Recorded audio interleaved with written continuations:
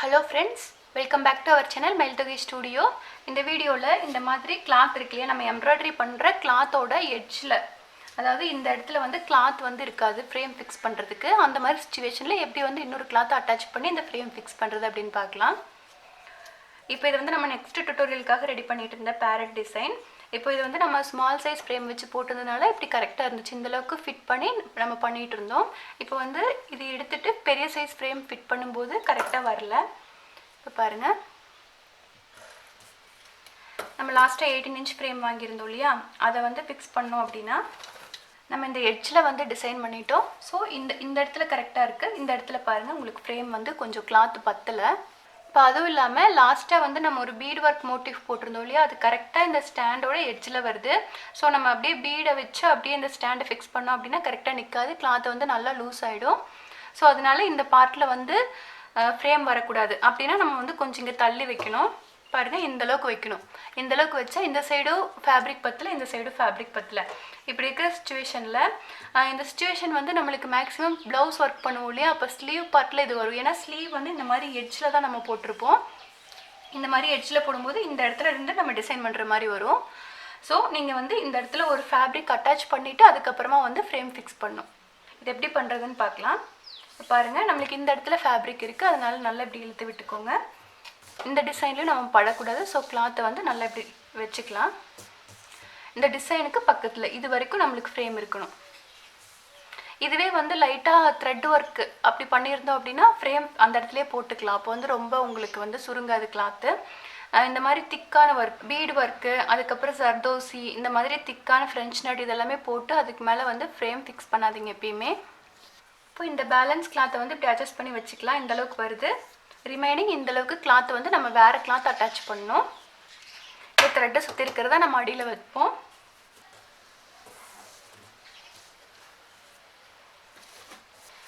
இந்த மாதிரி ஃப்ரேம் வந்து அடியில வச்சு கிளாத் மேல போட்டுக்கோங்க.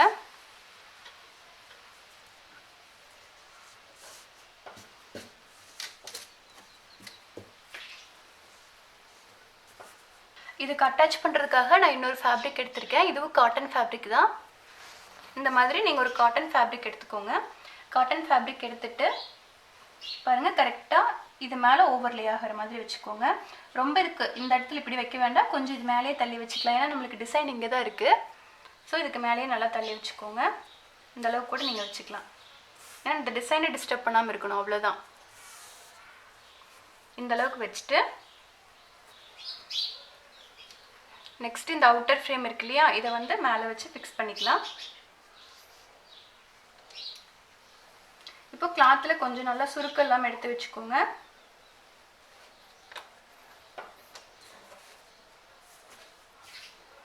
இப்போ இந்த அவுட்டர் ஃப்ரேம் மேல வச்சு அப்படியே பிரஸ் பண்ணி விட்டுருங்க. நம்ம எப்பவுமே ஃபிக்ஸ் பண்ணுவோம் இல்லையா? அது மாதிரி தான்.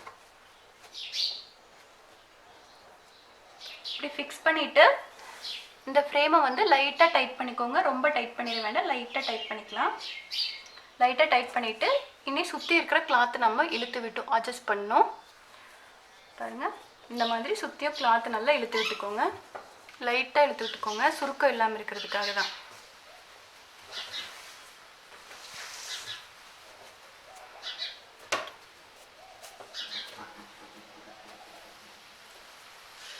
இந்த டைரக்ஷன்ல இழுத்துக்கலாம். ஏனா நம்ம வந்து இப்படி தான கிளாத் ஃபிக்ஸ் பண்ணிருக்கோம்.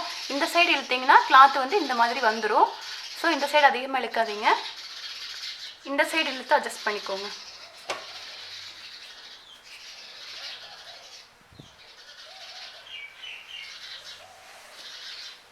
இப்போ இந்த ரெண்டு கிளாத்தையும் வச்சு நம்ம ஸ்டிட்ச் பண்ணனும். உங்களுக்கு ஒருவேளை உங்ககிட்ட மெஷின் இருந்துச்சு அப்படினா இந்த ரெண்டு கிளாத்தையும் நீங்க வெளியில எடுத்து இந்த மாதிரி ஸ்டிட்ச் பண்ணிட்டு அதுக்கு அப்புறம் அட்டாச் பண்ணிக்கலாம். மெஷின் இல்லைனாலும் ப்ராப்ளம் இல்லை. இந்த மாதிரி ஃபிக்ஸ் பண்ணிட்டு நம்ம செயின் ஸ்டிட்ச் போட்டு இது ஃபுல்லா ஸ்டிட்ச் பண்ணனும். அதுக்கு இத நல்லா இழுத்து விட்டுக்கோங்க. இந்த டைரக்ஷன்ல இழுத்து விடுங்க. இழுத்து விட்டுட்டு இத அப்படியே ஸ்டிட்ச் பண்ணிக்கலாம். இது நான் சரி த்ரெட்லயே ஸ்டிட்ச் பண்றேன். இப்போ ஃப்ரேம் இந்த மாதிரி வெச்சிட்டு பாருங்க இந்த ரெண்டு கிளாத் ஒண்ணு மேல ஒண்ணு ஓவர்லே ஆயிருக்கு.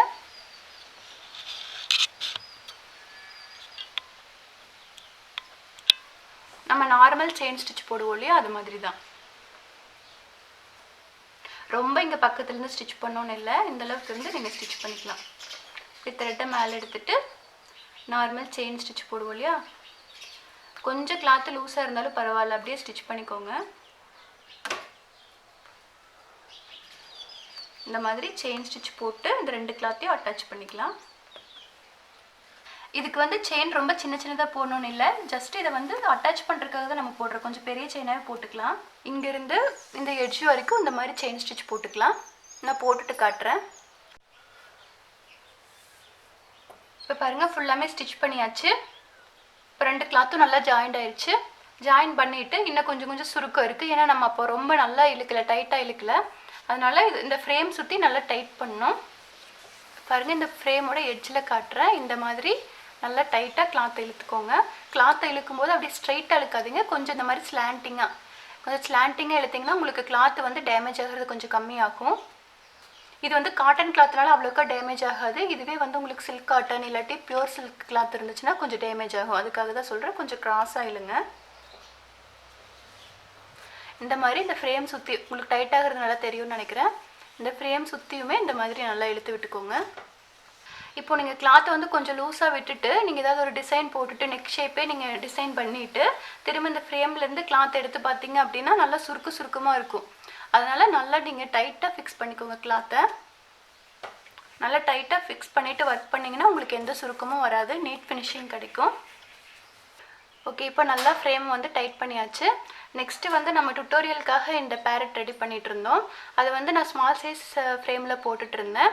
இப்போ நம்ம இப்போ பெரிய சைஸ் ஃப்ரேம் வாங்கிட்டதுனால ஸ்டாண்டில் வச்சு போட்டுக்கலாங்கிறதுக்காக தான் இதில் ட்ரான்ஸ்ஃபர் பண்ணேன். இப்போ பண்ணும்போது எனக்கு கிளாத்து வந்து கரெக்டாக இல்லாதனால தான் வந்து இன்னொரு கிளாத் அட்டாச் பண்ணி நம்ம ஒர்க் பண்ணுறோம். இதே மாதிரி நீங்கள் ஸ்லீவ் பார்ட் வேறு எதுக்காவது நீங்கள் கிளாத் பத்தலை அப்படின்னா இந்த மாதிரி நீங்கள் அட்டாச் பண்ணிவிட்டு ஒர்க் பண்ணிக்கலாம். அதுக்கப்புறம் லாஸ்ட் வீடியோவில் வந்து நான் ஒரு ஆன்லைன் ஷாப்பிங் லிங்க் ஷேர் பண்ணியிருந்தேன். அதில் வந்து கொஞ்சம் ப்ரைஸ் அதிகமாக இருக்குது அப்படிங்கிற மாதிரி சொல்லியிருந்தீங்க. அது வந்து இப்போ சவுக்கார்பேட் அப்படியெல்லாம் பார்த்தீங்கன்னா ஹோல்சேல் ஷாப் தான் இருக்கும். அதில் வந்து கொஞ்சம் ப்ரைஸ் கம்மியாக தான் இருக்கும். ஸ்டாண்டில் 350 இருந்துச்சு, இதில் 500 இருக்குது அப்படின்னு சொல்லியிருந்தீங்க. 350ங்கிறது வந்து வெறும் ஸ்டாண்டு மட்டும் வித்தவுட் ஃப்ரேம் தான் இருக்கும். 350 நானும் வாங்கியிருக்கேன். ஸ்டாண்டு வந்து 350 இருக்கும், அது போக ஃப்ரேம் வந்து எக்ஸ்ட்ரா வரும். எப்படி வந்து உங்களுக்கு 400க்கு மேலே வரும். இது வந்து ஒரு 100 ருபீஸ் எக்ஸ்ட்ரா. ஹோல்சேல் ஷாப்போட ரீட்டைல் ஷாப்பில் கொஞ்சம் ப்ரைஸ் அதிகமாக தான் இருக்கும். இதுவே வந்து நான் இங்கே லோக்கலில் வந்து கேட்கும்போது 16 இன்ச் ஃப்ரேமே வந்து 500 ருபீஸ் சொன்னாங்க, அதுவும் வித்தவுட் ஃப்ரேம் ஸ்டாண்ட் மட்டும். இது வந்து ஃப்ரேமோடையே 18 இன்ச் ஸ்டாண்ட் 500ங்கும் போது எனக்கு கொஞ்சம் ஒர்த்தாக பட்டுச்சு. அதனால தான் நான் அதிலேயே பர்ச்சேஸ் பண்ணிட்டேன். அது இல்லாமல் நான் இதுக்கு முன்னாடி நான் ஒரு டைம் அந்த லிங்க்கில் வாங்கியிருக்கேன், சில்க் த்ரெட் ஜுவல்லரிக்காக வாங்கியிருக்கேன். குவாலிட்டி எல்லாமே கொஞ்சம் நல்லா இருந்துச்சு, அதனால தான் நான் அதில் வாங்கினேன். இப்போ இதே சேம் மெட்டீரியல்ஸ் நம்ம பக்கத்தில் இருக்கிற ஆரி ஷாப்பில் வந்து கொஞ்சம் காஸ்ட்லியாக தான் இருக்குது. அதுவும் இல்லாமல் இப்போ நிறைய பேர் வந்து ஷாப்பில் போய் வாங்க முடியாது. இப்போ வந்து கொரோனா சிச்சுவேஷனால் எங்கேயுமே வெளியில் போக முடியாது. அதுக்கு இந்த ஆன்லைன் ஷாப் வந்து உங்களுக்கு கொஞ்சம் ஒர்த்தாக தான் இருக்கும்.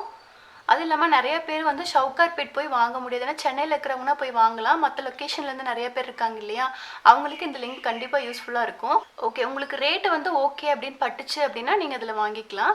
நீங்களே அதில் செக் பண்ணி பாருங்கள். உங்களுக்கு அந்த ரேட் எல்லாமே ரீசனபிளாக இருந்துச்சு, ஒர்த் அப்படின்னா நீங்கள் அந்த லிங்க்கில் வாங்கிக்கலாம். அதுக்கப்புறம் வந்து நிறைய பேர் ஆரி நீடிலில் டவுட் கேட்டுகிட்டே இருக்கீங்க. நீடில் நம்பர் என்னன்னு சொல்லுங்கன்னு கேட்டு இருந்தீங்க. நான் யூஸ் பண்ணுறது வந்து லோக்கல் பிராண்ட் ஆரி நீடில். அதுக்கு வந்து நீடில் நம்பர் பிராண்ட் அதெல்லாம் எதுவுமே கிடையாது. இந்த நீடிலும் அந்த லிங்க்கில் இருக்குது.